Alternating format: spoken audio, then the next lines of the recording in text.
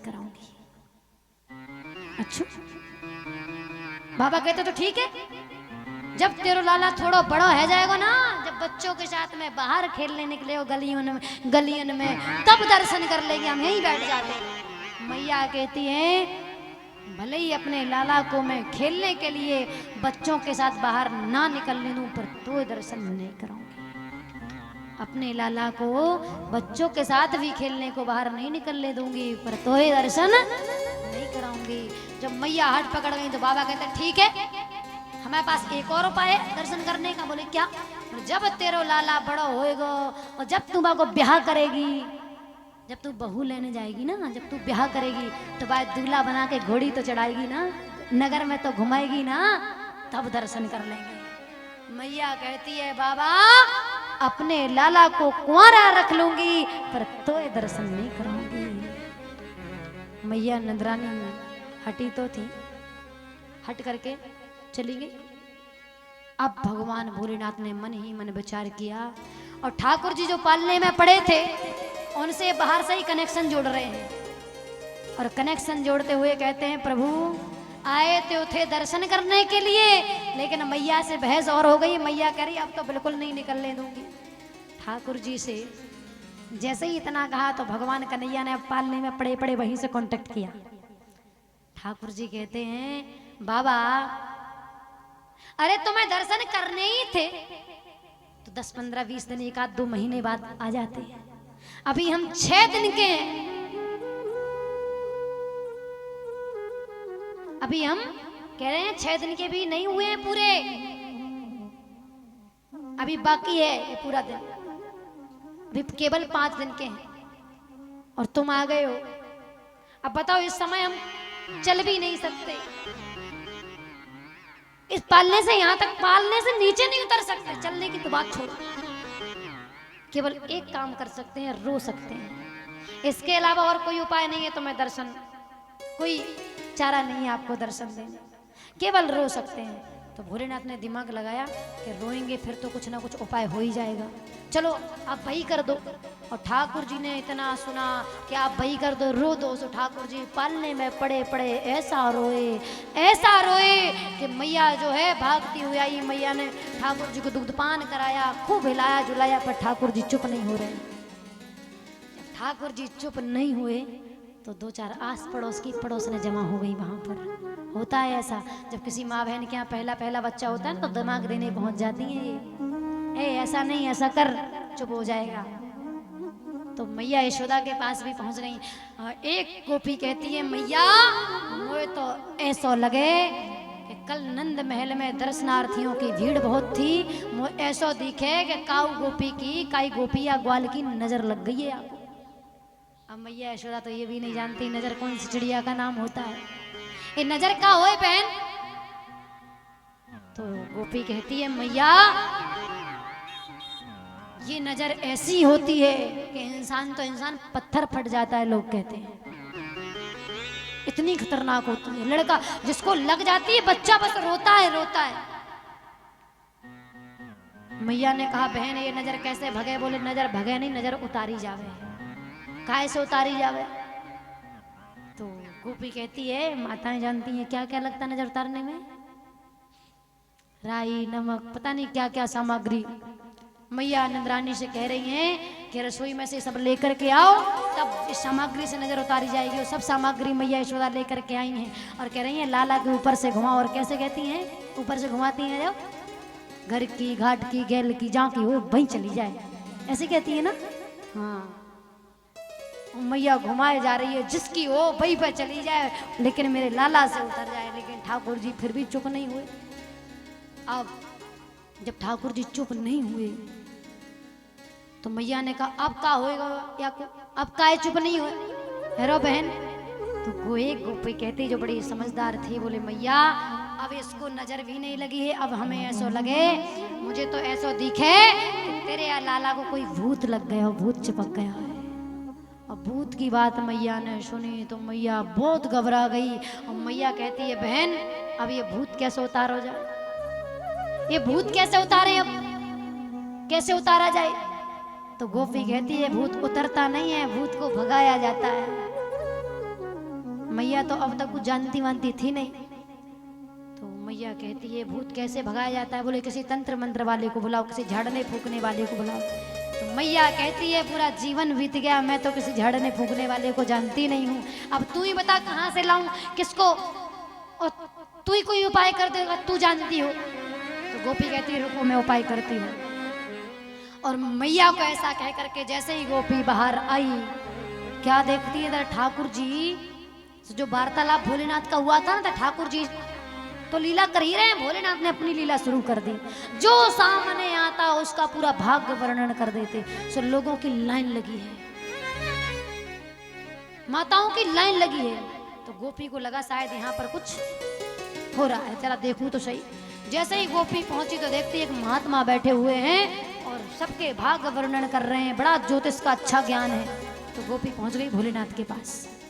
गोपी कहती है महाराज आपको ज्योतिष का तो बहुत अच्छा ज्ञान है, लेकिन एक बात बताओ, कोई भूत ऊत भगाना जानते हो?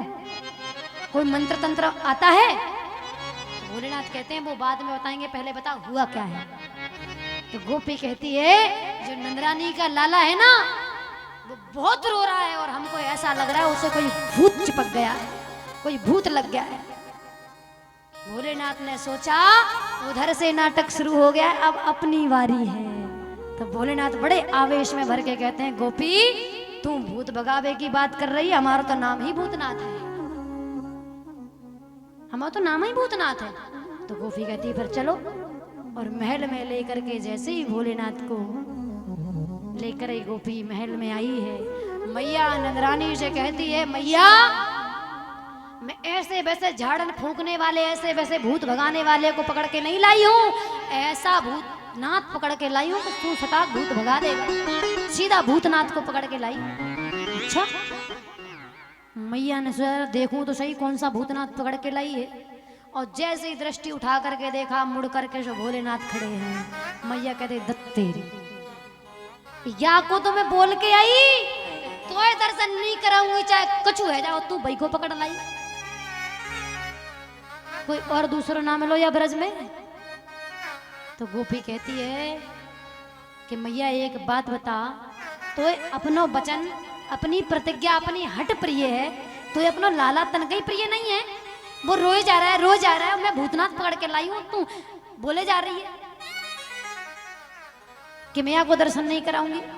अगर अपनो भलो चाहती है और लाला को प्रेम करती है तो लाला को लेके आ जल्दी से, बाबा ठीक करे।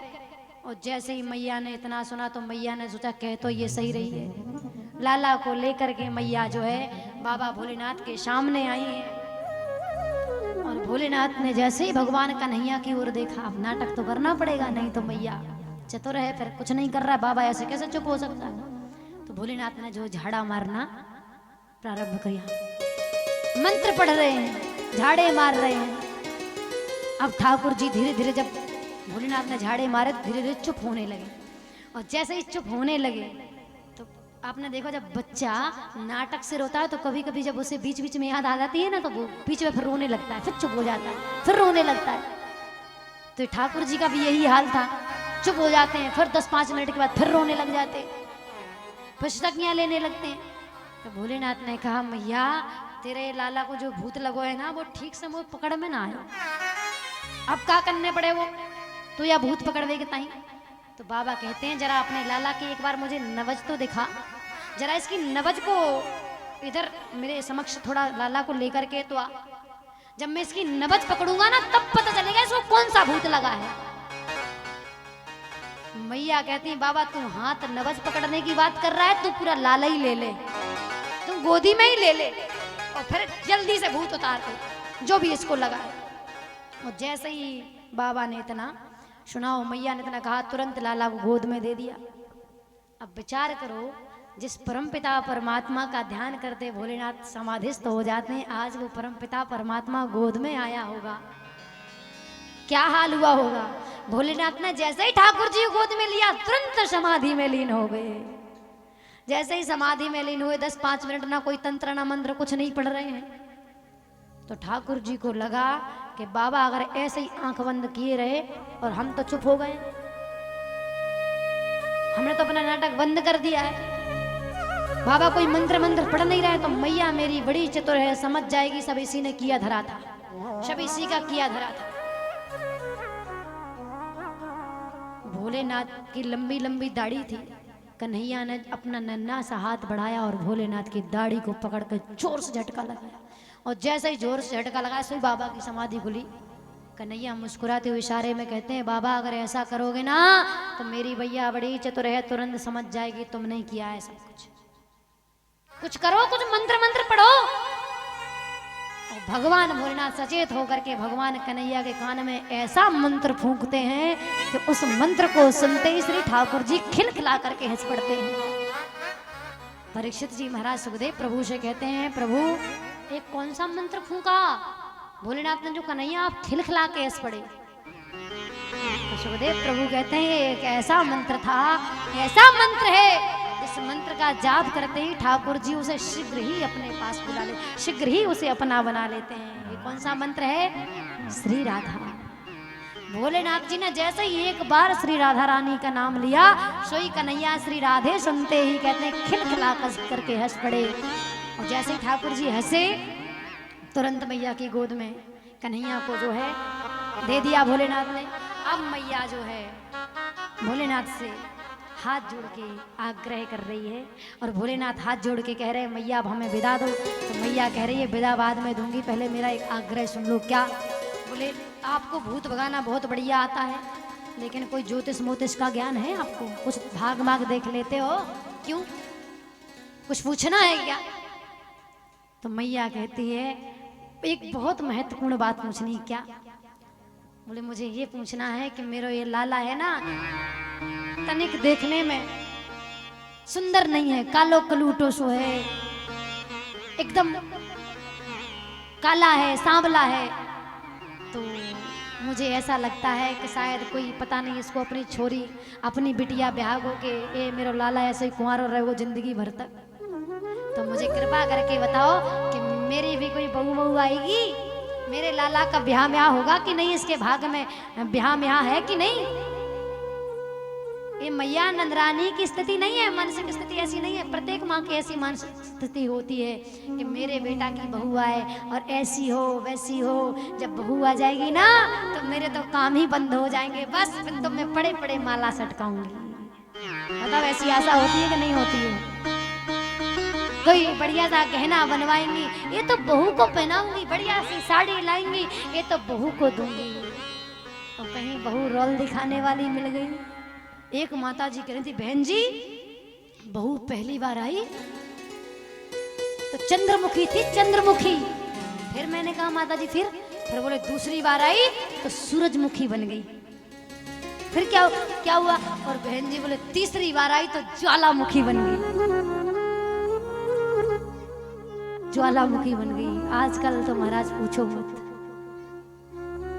प्रत्येक माँ का एक स्वभाव होता है, प्रत्येक माँ का एक भाव होता है। कुछ भी नया गहना बनवाएंगे ये तो अपनी बहू को पहनाऊंगी, खुद नहीं पहनेंगे। इतना प्रेम करती है प्रत्येक सास अपनी माँ अपनी बहू से।